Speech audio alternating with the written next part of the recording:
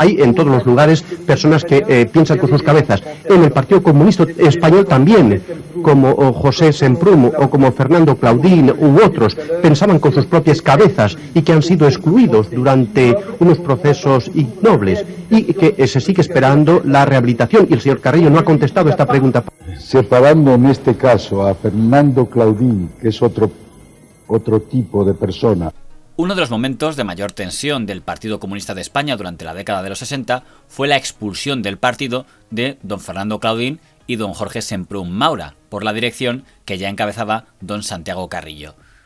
En el pasado, el señor Claudín, el señor Semprún y el señor Carrillo, que habían sido los tres estalinistas, habían sido grandes colaboradores en el proceso de desestalinización del partido, como todos los partidos comunistas, puesto en marcha a partir de 1956.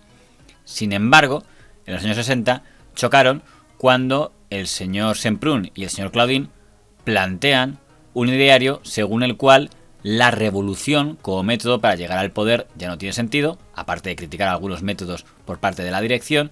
¿No es anormal que durante 8 años, desde que Santiago dirige el trabajo, no hayamos adoptado nunca una resolución contraria a sus posiciones?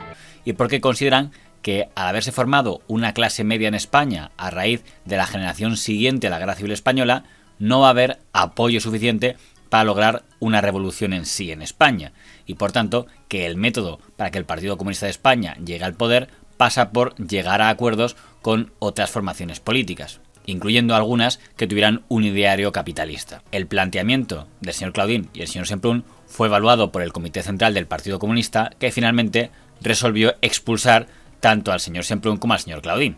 Pensábamos que la realidad social y política del país era diferente de como lo veía hasta ese momento la dirección del partido, que en el régimen franquista habían aparecido contradicciones muy importantes, como era una nueva estructura económica. Entonces teníamos que seguir una política diferente que partiera de la realidad del país.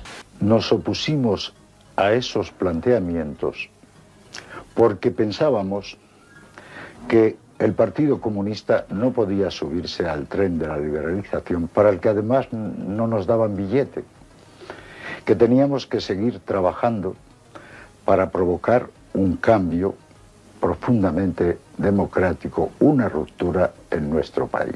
Él razona aquí que forzosamente la desaparición del franquismo tiene que ser de una determinada manera, por medio de lo que él llama una revolución democrática, es decir, de una manera análoga, y eso aparece en muchos discursos de Carrillo, textos de Carrillo, como se produjo la caída de la monarquía en 1931 en España, e incluso como se produjo la caída del zarismo en el año 1917 en Rusia. En el 64 nosotros no podíamos renunciar a la perspectiva de un cambio democrático, de una auténtica revolución democrática, porque eso hubiera desarmado al Partido Comunista y nos hubiera colocado en la misma situación que tenía entonces el Partido Socialista. Creo que hicimos todo lo posible para evitar una ruptura. Al escuchar a Fernando, me era difícil creer que quien hablara fuera un dirigente del partido.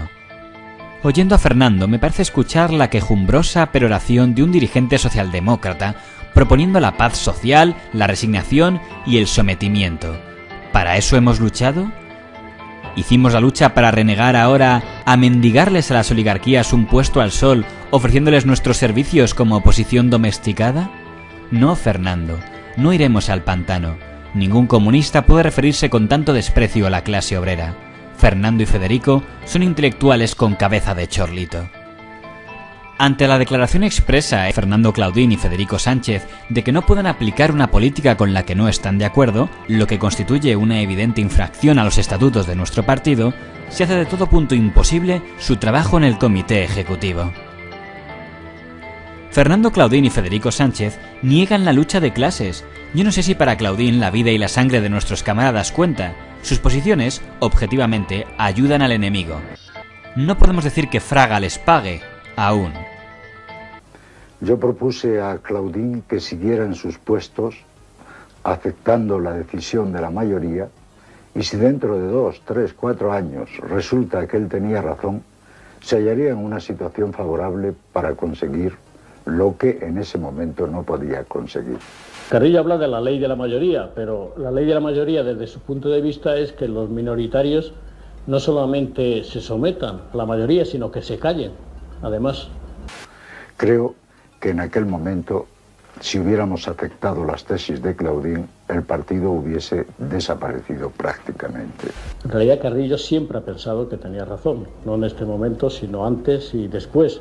Pero yo creo que los acontecimientos han respondido por Carrillo. No conviene ponerse muy sentimentales en relación con esta situación, porque se había ido deteriorando hacía bastante tiempo ya.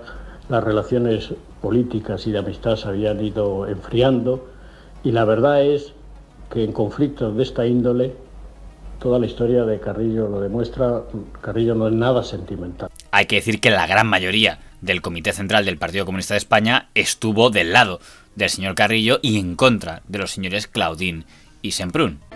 ¿Qué hubiera sucedido si en Rusia los bolcheviques entre 1904 y 1914 hubieran estado atentos a las estadísticas de la producción y a los índices de su desarrollo económico o a las cotizaciones de bolsa?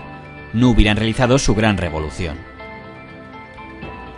O sea, que para transformar la realidad capitalista, mejor no conocerla. Para hacer la revolución, mejor no saber de qué se trata.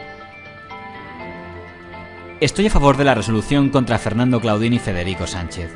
Yo creo que hay mucho de cierto en sus opiniones.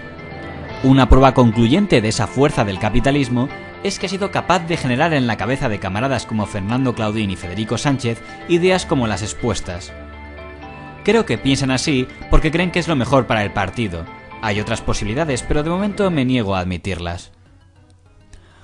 O sea, en nuestras opiniones hay mucho de cierto, pero esa parte de verdad, según Simón, no procede de un análisis, sino de la influencia en nosotros del capitalismo. Y si esa última pequeña frase entre paréntesis no es puro estalinismo, que venga Dios y lo vea. Lo más curioso es que el señor Claudín y el señor Semprún fueron expulsados del partido por defender un planteamiento pragmático que será más o menos el que aplicará el partido tan solo 10 años después. Digamos que se adelantaron una década a lo que sería el planteamiento del PC. En el caso de don Jorge Semprún, a la vuelta de España, se vengaría cuando el editor don José Manuel Lara Hernández le ofreció escribir el Premio Planeta. De hecho, antes de terminar el libro ya le habían dado el Premio Planeta y escribió el libro de don Federico Sánchez, que era, entre otras cosas, un alegato directo contra don Santiago Carrillo. Federico Sánchez tenía una vocación de escritor que no había podido realizar y estaba agobiado y cansado del trabajo clandestino. Yo le propuse que se dedicara a escribir sin necesidad de crear ningún escándalo político, ninguna situación conflictiva, pero no me hizo caso. Él buscó un elemento y una crítica personal, que perdonaba la vida, en cierto sentido, cuando en el fondo lo que había era una divergencia política fundamental. Lo que pasa es que Carrillo no se llega a convencer, y los últimos meses lo demuestran también, de que los intelectuales tenemos dos cosas, carácter y opiniones políticas. Y que naturalmente él considera al intelectual como un hombre que tiene que ser inteligente pero blando. Y cuando se encuentra con un intelectual que es, perdónenme la excesiva inmodestia, suficientemente inteligente como para tener ideas propias y no solo las del secretario general, y además tiene carácter, entonces está desconcertado y tiene que buscar otra explicación de la diferencia.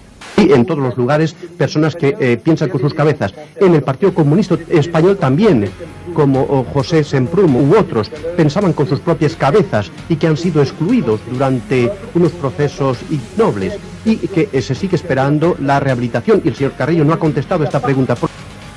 De Semprún, yo creo que si alguien tendría que ser rehabilitado en el caso del debate Semprún-Carrillo sería yo, porque así como yo no he dicho nada contra él, él ha escrito todo un libro contra mí lleno de falsedades.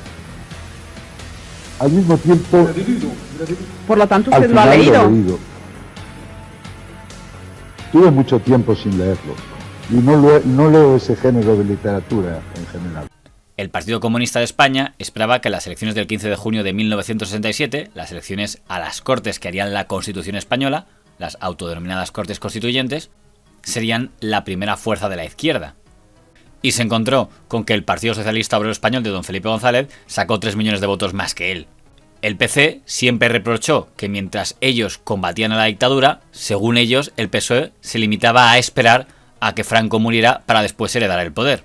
Sea como fuere, uno de los primeros que apareció en televisión española para regodearse de la derrota del PC ante el PSOE fue don Fernando Claudín.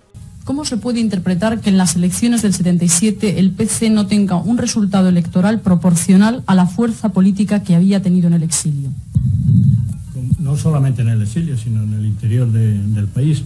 Yo creo que podría explicarse muy resumidamente por varias razones. Primero, la imagen del Partido Comunista entre una gran parte de la opinión pública española estaba asociada a las dictaduras del este europeo, y en España se trataba de instaurar la democracia.